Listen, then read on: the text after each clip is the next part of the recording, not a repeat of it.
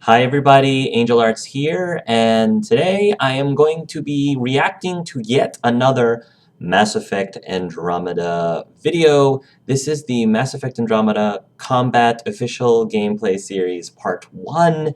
It's a really juicy 5-minute and 30-second video, which I have not seen yet, so I'm going to be watching this and reacting to it completely blind and probably giving some analysis about it afterwards. So let's go ahead and take a look. Blood, nudity, strong language, strong sexual content, and violence. Mature 17 plus. Well, this sounds about, I think that's what it was in Inquisition. I think Inquisition had the same mature rating too. All right, let's take a look. Oh, there's Scott Ryder.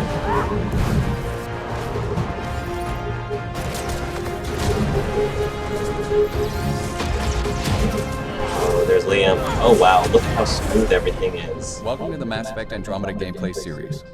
In Mass Effect Andromeda, you are the Pathfinder, the ultimate adventurer in a vast, unexplored galaxy on a mission to find a new home for humanity. Can you make it somewhere tropical? Nice, warm ocean, summer year-round? Our first video will take a look at weapons and skills.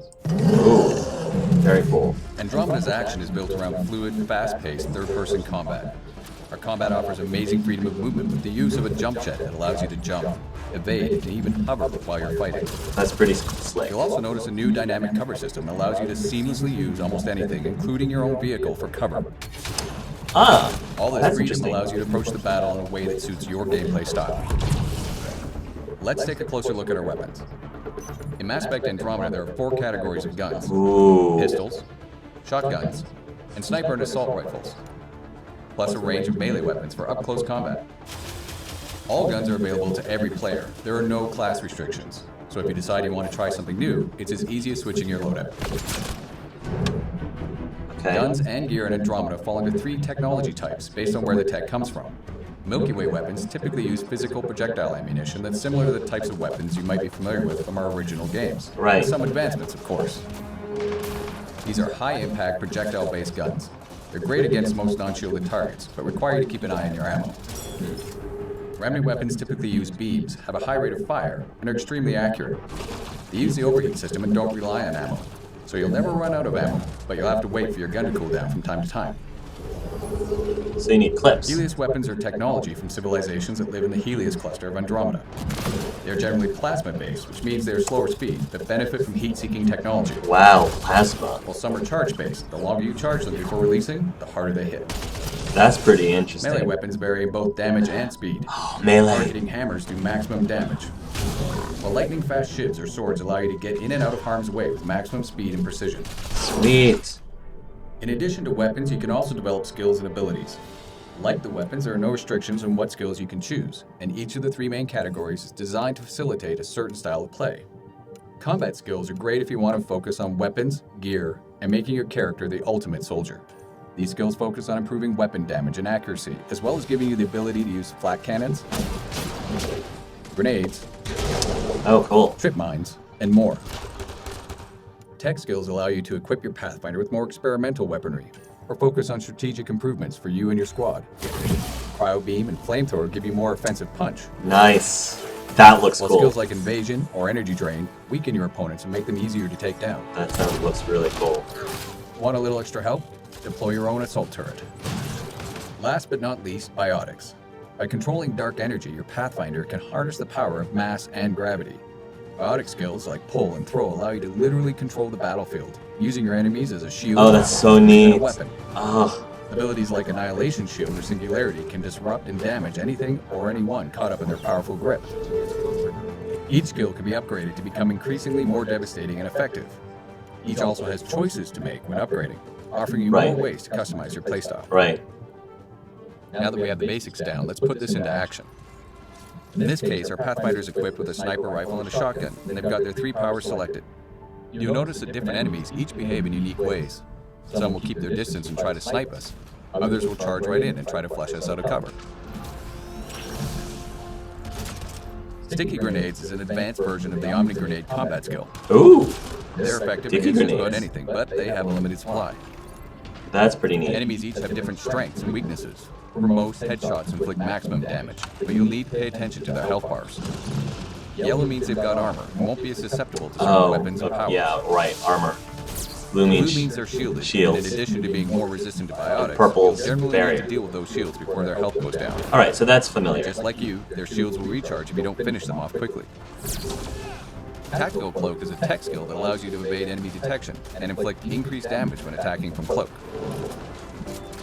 And finally, Overload. Another tech skill that's great for taking out enemy shields and synthetic enemies. By holding it before releasing, you can even chain it to multiple enemies. And this is just one of the hundreds of combinations of weapons and skills you can try in Andromeda. That looks so fun. I can't wait. Stay tuned for future installments where we'll show you our profiles to give you an added boost in combat. Favorites, which allow you immediate access to your sets of powers so you can change up on the fly. And squad skills and commands. Take cover! Take cover!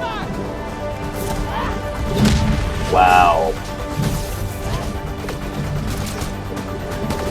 This is so impressive.